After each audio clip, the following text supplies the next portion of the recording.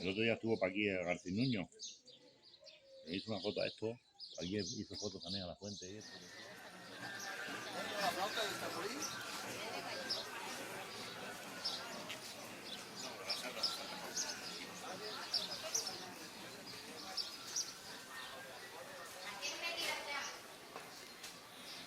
No sé, este horno es comunitario, ¿no?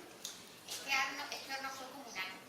Fue comunal, pero se sigue utilizando, aunque sea para beneficio del pueblo. Se sigue utilizando, el ayuntamiento lo recuperó en su día y se sigue utilizando pues, como lo que estás viendo, como has estado viendo, actividades aquí y todo, las fiestas las centramos en este horno.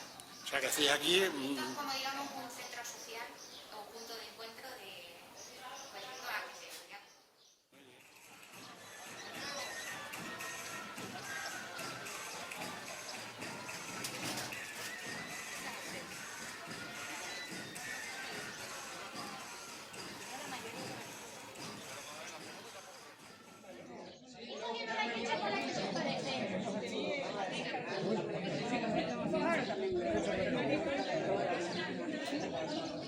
Venga, que pongamos un poquito de fuerza ahí.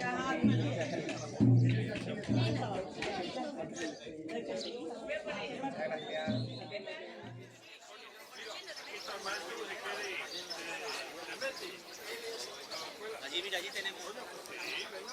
Madre mía, sí. Ya me quemamos los tres, ¿de acuerdo?